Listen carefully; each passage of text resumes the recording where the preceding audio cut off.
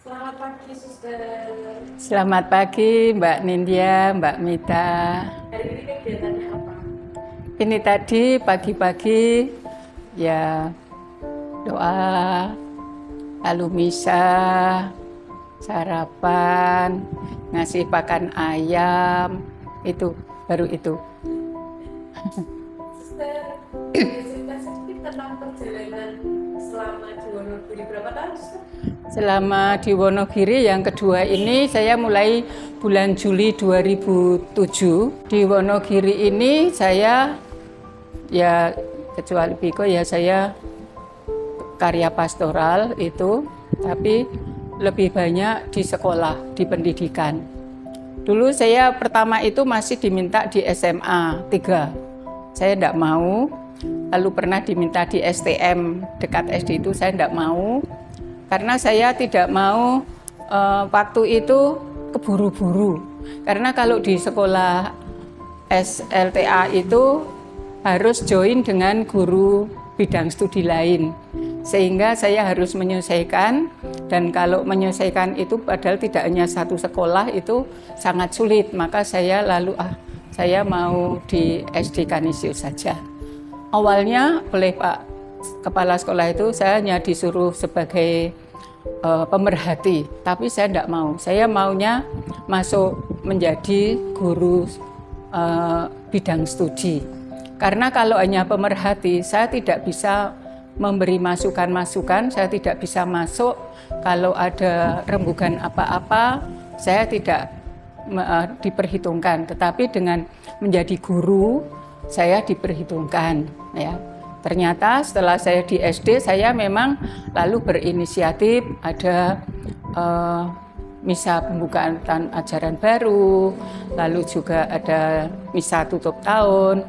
Kalau selama ini kan hanya ada Natalan-Natalan saja, tapi dengan saya di sana saya berinisiatif itu karena ya kita kan sekolah Katolik itu juga, apalagi untuk anak-anak itu kita harus menanamkan dasar yang baik. Maka di dalam kelas itu saya juga lalu menginventaris anak-anak Katolik tetapi belum baptis. Maksudnya orang tua yang sudah Katolik tetapi anaknya belum baptis siapa. Nah itu saya rekrut, lalu saya beri pembelajaran. Bahkan saya juga terbuka, kalau bukan dari keluarga Katolik mau menjadi Katolik, mau pelajaran baptis juga boleh asal seizin orang tua. Nah itu, dan itu juga sudah saya lakukan, dan puji Tuhan itu juga ada beberapa yang saya bantu untuk pembaptisan, termasuk yang tadinya tidak Katolik, itu yang di SD. Kecuali di SD Kanisius memang saya ya kalau di paroki ya itu tadi ajar katekumen, lalu juga membantu kalau ada pembelajaran persiapan komuni pertama atau persiapan krisma, lalu juga kemarin ada kursus tenaga pastoral, itu saya juga ikut terlibat, juga misalnya kami ikut memberi renungan di LP ya. Kecuali itu juga kunjungan-kunjungan sosial seperti baksos, lalu juga sering memberi renungan di ibu-ibu BKRI itu. Nah, ini yang saya lakukan di paroki ini. Oh ya, di samping itu saya juga ketika zaman Romo Sugihartanto, saya diminta untuk mengajar juga di Akper Giri Satria Usada. Itu saya ngajar di situ beberapa tahun. Hanya setelah COVID saya langsung off. Saya kembalikan lagi. Berkarya di usia yang Ya. amat sangat dewasa ya, Suster. Bagaimana perasaan Suster sampai sekarang bisa terus melayani dengan setia, tidak jauh, kemudian ada ini dari Jawa, kemudian di usia sangat dewasa ini Suster harus pindah ke luar Jawa. Bukan hanya dewasa tapi tua. Kan saya menikmati saja karena saya sadar bahwa seorang suster itu kan mempunyai 3 kaul ya. Kaul kemurnian, kaul kemiskinan, dan ketaatan. Dan ini menjadi sarana bagaimana saya dalam berserah diri kepada Tuhan untuk berserah diri, karena apapun saya merasakan ini kehendak Tuhan. Jadi saya happy aja, ya. Ya puji Tuhan saya masih diberi kesehatan itu. Jadi saya senang, lalu tidak, nanti dengan adanya perpindahan saya berarti kan bisa menambah persaudaraan di tempat lain begitu. Jadi saya ada semacam angin segar, tidak hanya di sini saja, tapi saya akan diberi juga saudara-saudara yang lain gitu. Ya, ini tadi saya WA Suster Sally itu, Suster sudah ditunggu-tunggu. Pesan apa Suster untuk umat Wonogiri?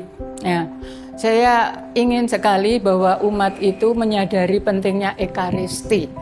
Ya, Ekaristi di mana di situ Allah sendiri hadir. Allah itu sebetulnya yang yang membutuhkan itu kita, tetapi kadang-kadang kurang ditanggapi bahwa kita itu membutuhkan Allah yang sebetulnya setiap hari itu kita butuhkan, dan bagaimana Allah sendiri itu mau hadir, mau menyertai, tetapi kok sering kurang ditanggapi. Dan saya prihatin sekali ketika saya tanyai, mana kakakmu? Nggak ke gereja, bapak nggak ke gereja, apa sakit? Nggak, di mana? Hanya di rumah saja. Ini saya prihatin sekali, orang Katolik tetapi tidak mau ke gereja padahal rumahnya dekat. Ya, dan itu tidak hanya sekali, juga kemarin saya waktu ketemu salah satu dari Cooper, katanya sekarang rumahnya di Wonokarto, tetapi itu terus nah, kamu lah ayah orang tuamu di rumah ke gereja enggak, padahal itu keluarga Katolik. Nah, saya sungguh sangat prihatin dalam keadaan ini. Aku tidak tahu bagaimana, apakah caranya entah gembala yang dari paroki atau yang di lingkungan itu punya kepedulian untuk menyapa. Nah itu, jadi menyapa ya bagaimana caranya tidak menyakitkan, tetapi kekeluargaan itu supaya jangan sampai hilang ya. Jadi saya itu ya prihatin seperti itu, kalau padahal dekat ada sarana, kalau tidak seperti dirangkul nanti ya bisa hilang. Apalagi sekarang itu dengan adanya media digital itu kan banyak memengaruhi juga untuk lebih asik di situ, mencari apa-apa hiburan di situ, tetapi sebetulnya kita juga membutuhkan yang sungguh-sungguh memberikan kebahagiaan yang sejati. Suster, kira-kira nanti apa ya yang akan dirindukan dari Wonogiri ketika Suster sudah pindah? Ya, keakraban dengan umat, khususnya dengan anak-anak. Dengan anak-anak itu mereka polos-polos sekali. Bagaimana ketika mau perpisahan itu, terus saya berdiri saja sampai saya itu mau jatuh. Mungkin baru pindah sini, grup lagi, pindah sini, grup lagi. Lalu surat cinta itu banyak sekali. Jadi saya, anak-anak itu, dan aku sampai nitip ya, anak ini sudah baca sendiri. Saya ingin jadi suster seperti Suster Rizdiana. Ini pengen jadi suster. Titip ya anak-anak ini, ada yuk mau jadi suster, aku gitu toh. Jadi itu bagaimana sungguh-sungguh bagaimana menanamkan dasar-dasar yang baik pada anak-anak.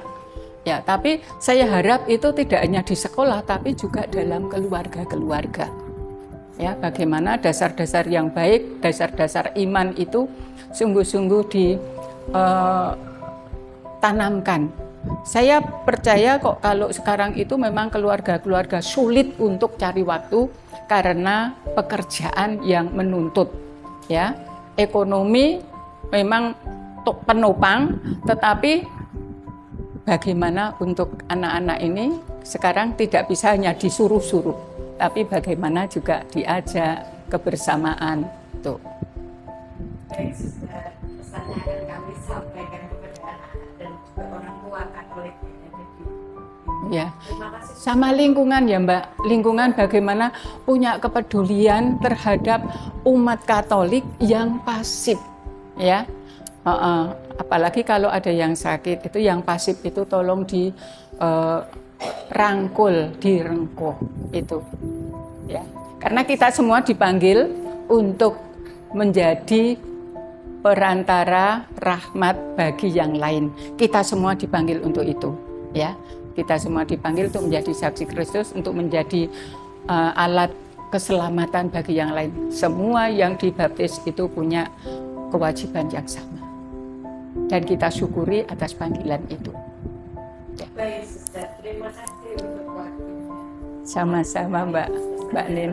Saya juga minta maaf untuk umat di sini kalau saya sering mungkin kata-kata saya yang kasar atau menyakitkan.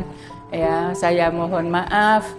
Saya juga mohon doa restu dan kita saling mendoakan. Kita tetap satu dalam iman, satu dalam gereja yang kudus. Ya, itu.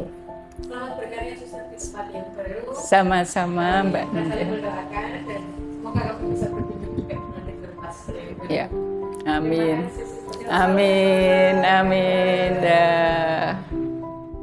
Suster Resdiana. Suster Resdiana itu merupakan, yang jelas merupakan sosok seorang teman. Di mana kalau secara pribadi saya di awal begitu masuk di SD Kanisius Wonogiri, kemudian bertemu dengan sesosok seorang Suster Resdiana yang ibaratnya yang lebih senior, yang lebih banyak untuk mengayomi. Nah, terutama bagi saya sendiri yang mungkin secara umur jauh. Lalu kemudian Suster Resdiana merupakan sosok yang penuh semangat. Di mana sekali waktu saya juga karena Suster sudah memasuki umur yang sudah merupakan tua, tetapi masih dengan penuh semangat di dalam memberikan karya pelayanannya di dalam gereja secara khusus, baik juga proses pelayanan Suster selama memberikan pendidikan, memberikan pelajaran agama di SD Kanisius Wonogiri ini. Lalu kemudian Suster Resdiana juga merupakan sosok juga yang menginspirasi, ya, di mana Suster juga sering memberikan nasihat-nasihat yang tentunya bisa berguna, ya, di dalam diri saya secara pribadi ataupun di dalam lingkup sekolah, di mana Suster juga memberikan masukan yang sangat berguna, terutama bagi kami di SD Kanisius Wonogiri ini yang merupakan pendidikan dengan melandaskannya pada iman Katolik. Lalu yang terakhir juga Suster itu merupakan pribadi yang selalu ceria, juga di dalam setiap situasi, di dalam keadaan apapun itu selalu memberikan kegembiraan, menunjukkan juga semangat, selalu ceria juga, sehingga menularkan semangatnya juga bagi kami, yang terutama bagi saya yang mungkin usianya lebih muda. Dan terakhir, selamat berkarya di tempat yang baru untuk Suster Resdiana. Kami mohon selalu tetap mendoakan satu sama lain. Terima kasih atas kebersamaannya selama ini. Selamat berkarya di tempat yang baru. Tuhan memberkati. Amin. Teruntuk Suster Resdiana, guru, teman seperjuangan, dan juga penyemangat bagi kami semua.